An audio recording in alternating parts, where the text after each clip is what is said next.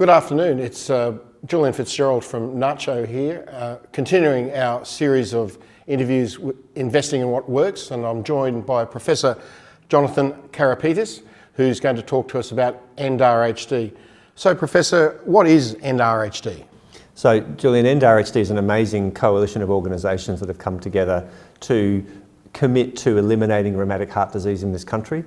They're organisations that have a stake in it, either by delivering services, by producing research, by advocating, and that we're all saying we can work together. And the great thing is that the Aboriginal community controlled health organisations are really taking the lead. So Pat Turner, Chief Executive of NACCHO, and I are co-chairs.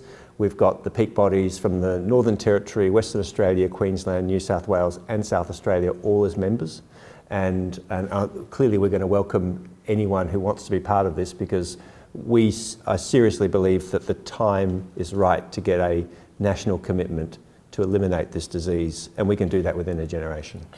And now I understand that the numbers are frightening. Can you talk us through how many people are registered with problems? So we know that there's at least 6,000 people on registers around the country with rheumatic heart disease.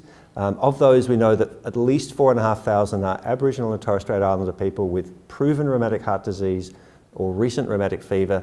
They're the people who require active treatment, who are at the greatest risk. We know that at least 50 people a year are dying of this disease. It's not a mild disease. It's killing people at a young age, so those are kids, adolescents, young adults. And of those numbers, almost everyone is an Aboriginal or Torres Strait Islander. This is almost exclusively an Indigenous issue in this country, which is extraordinary. So NACCHO is a founding member. So we assume that then the government would be very excited to come in and get behind such an interesting campaign, and you're going to talk to COAG, I understand? Correct. So I've been at this for 25 years, at rheumatic heart disease, and over that time I've never seen what we're seeing now, which is really the leadership from the communities and from the community organisations, with the NACCHOs as the premier organisation saying we need to do this, we need to get rid of this disease. What that has meant is that we've managed to put sufficient pressure, raised awareness in the government.